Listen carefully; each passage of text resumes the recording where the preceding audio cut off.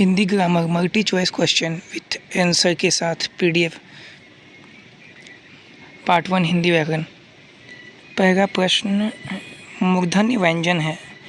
मूर्धन्य व्यंजन कौन सा है? तो ऑप्शन नंबर ए इसका आंसर होगा टॉ। टॉ जो है मूर्धन्य व्यंजन है, टॉ। दूसरा देखिए समूहवाचक संज्ञा। समूहवाचक संज्ञा, समूहवाचक संज्ञा हो गया कक्षा। कक्षा समूह होता है, कक्षा एक समूह का होता है।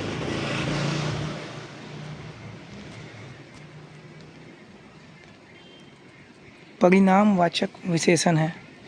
परिणामवाचक विशेषण क्या हो गया? 5 किलो। 5 किलो वजन हो गया। वजन क्या हो गया? परिणाम बता रहा है उसका, परिमाण। परिमाण कितना परिमाण में है। चौथा नंबर संख्यावाचक विशेषण क्या है? संख्यावाचक विशेषण हो गया 3, 2, 3, 1, 2 जिससे संख्या का बोध हो, संख्यावाचक विशेषण कहलाता है। आगे है अधिकरण की विभक्ति क्या? अधिकरण क्या हो जाएगा? कर्ता का जो अधिकरण है, कर्ता का जो सातवां रूप है, अधिकरण में क्या हो जाएगा? आपको पता होगा क्या क्या है। में, पे, पर, ये आपका अधिकरण में आ जाता है। तो इसका ऑप्शन हो जाएगा ऑप्शन नंबर डी, पर हो जाएगा अधिकरण। संप्रदान की विभक्ति है। संप्रदान किसकी विभक्ति है? तो के लिए। संप्रदान के लिए। कर्ता के साथों भेद याद कर लीजिए, आपको यहाँ से पता चल जाएगा टोटल सही। अगला नंबर 7 नंबर प्रश्न, कक्षा में बहुत से बच्चे हैं। क्या हो जाएगा? बहुत से बच्चे यानी कि अनिश्चित बच्चे हैं, गिनती नहीं है कितने बच्चे हैं। तो अनिश्चित संख्या वाचक का बोध होता है, ऑप्शन नंबर डी। आलस्य शब्द का विशेषण क्या होगा? आलस्य क्या हो गया विशेषण? आलसी। आलस्य नहीं होता है, आलसी नहीं होता है, आलसी नहीं होता है, आलसीपन नहीं होता है, तो आलसी हो जाता है। आलस्य का हो गया आलसी। आलस्य क्या हो जाएगा आपका? आलस्य शब्द का विशेषण हो जाएगा आलसी। आलस्य शब्द का विशेषण हो जाएगा आपका आलसी। ऑप्शन नंबर डी आपका उत्तर हो जाएगा। 9 नंबर देखिए सर्वनाम के कितने भेद है बताइए। सर्वनाम के कितने भेद होते हैं? तो सर्वनाम के 6 भेद होते हैं। सर्वनाम के 6 भेद होते हैं। संज्ञा के कितने भेद है? आपको कमेंट कीजिए। संज्ञा के कितने भेद होते हैं? संज्ञा के कितने भेद होते हैं? आपको कमेंट कीजिए। इनके भेद कितने होते हैं? भेद संज्ञा के कितने भेद है? कमेंट कीजिए आपको। सर्वनाम के तो 6 होते हैं। चलिए आगे देखते हैं।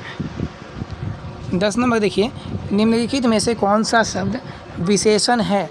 निम्नलिखित में से कौन सा शब्द विशेषण है? तो खर्चा, चुपचाप, निपट, मात्र। खर्चा तो कोई विशेषता नहीं बताएगा, चुपचाप भी किसी का विशेषता नहीं बताया, निपट विशेषता बताएगा कि निपटारा हो रहा है, किसी को निपट रहा है, तो आपका निपट होगी आपका विशेषण। आगे चलिए देखते हैं 11 नंबर प्रश्न आपका क्या है। निश्चयवाचक सर्वनाम कौन सा है? निश्चयवाचक सर्वनाम कौन सा है? तो यह निश्चयवाचक सर्वनाम। ऑप्शन नंबर 20 का उत्तर हो जाएगा। ऑप्शन नंबर 20 का उत्तर हो जाएगा। Option number B. निश्चयवाचक सर्वनाम कौन सा हो जाएगा आपका? यह क्या है आपका? निश्चयवाचक सर्वनाम है।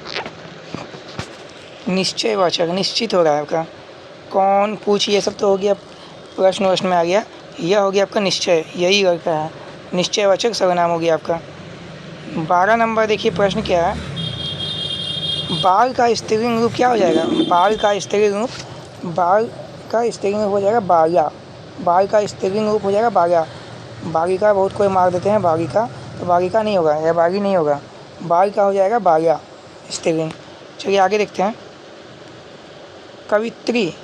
कवित्री का पुल्लिंग रूप क्या हो जाएगा? कवित्री का पुल्लिंग रूप हो जाएगा कवि। कवित्री यानी कि हो गया फीमेल में आ गया, और कवि यानी हो गया मेल में आ गया, कवि। चलिए आगे देखते हैं हम लोग। साधु। 14 नंबर प्रश्न, साधु का स्त्रीलिंग रूप क्या हो जाएगा? तो साध्वी हो जाएगा। साध्वी, ऑप्शन नंबर सी इसका उत्तर होगा। आगे देखते हैं 15 नंबर, कवि शब्द का स्त्रीलिंग रूप क्या है? कवि शब्द का स्त्रीलिंग रूप क्या है? कवि का स्त्रीलिंग रूप क्या हो जाएगा? तो कवित्री हो जाएगा, कवित्री, जैसा कि मैंने अभी कुछ देर पहले बताया। आगे देखिए 16 नंबर प्रश्न, परिश्रमी शब्द में कौन सा विशेषण का बोध होता है? परिश्रमी में कौन सा होता है विशेषण का बोध? तो गुण बता रहा है, परिश्रम कर रहा है उसका गुण बता रहा है, गुणवाचक विशेषण हो जाएगा, ऑप्शन नंबर डी। शायद तक नहीं कहा, बना भी सकता है। आगे देखते हैं 17 नंबर। निम्नलिखित विकल्पों में से सकर्मक क्रिया का चयन कीजिए। निम्नलिखित विकल्पों में से सकर्मक क्रिया का चयन कीजिए। सकर्मक क्रिया कौन सा हो जाएगा?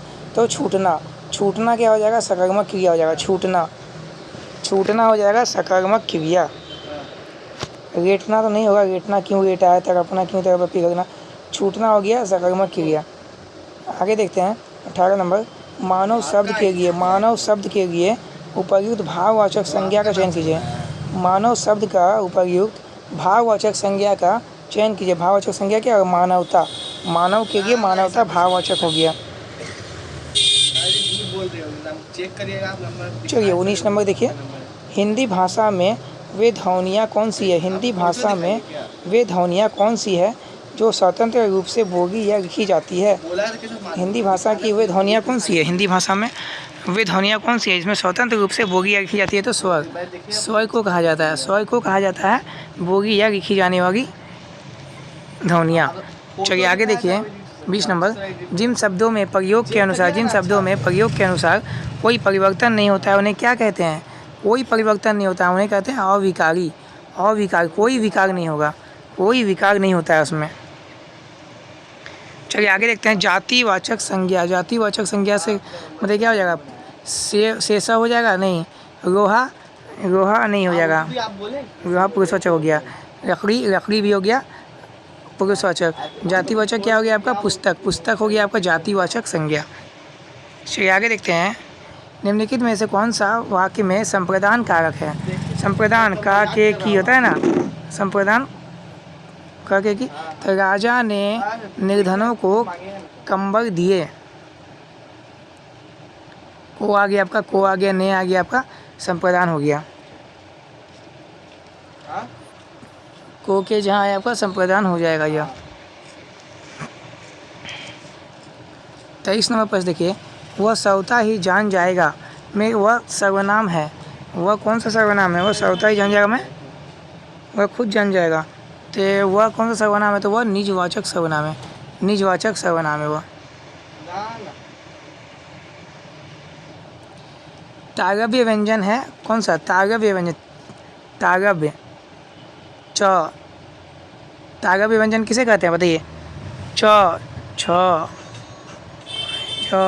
ज, झ। यानी कि जीभ जहाँ आपके दांत से टकराए, जीभ आपके दांत से, तालू से और जांघ से टकराए, टच हो, उसे तारव्य व्यंजन कहते हैं। झ, झ जी दांत से देखिए टक्कर होगा आपका। आगे देखिए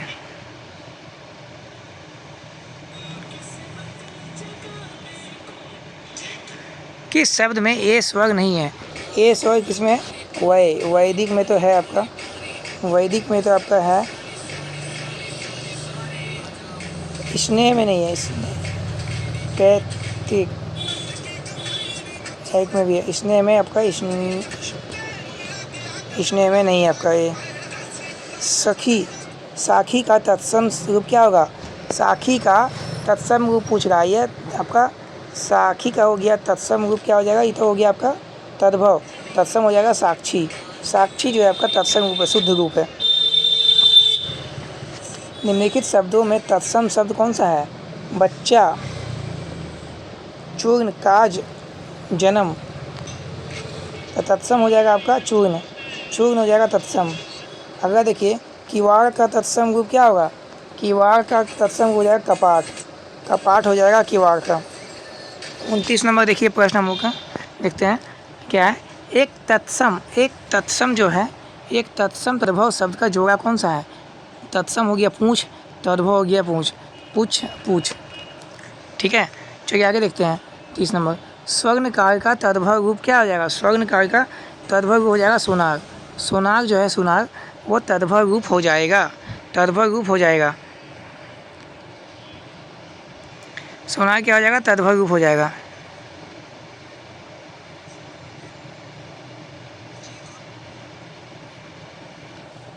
चलिए आपका ये हिंदी का व्याकरण से क्लास समाप्त होता है। मैं नेक्स्ट वीडियो बनाऊंगा, उसमें कुछ प्रश्न और छूटे हुए हैं वो भी करवा दूंगा नेक्स्ट वीडियो में। तो इस आज के लिए धन्यवाद, थैंक यू सभी को, जय हिंद।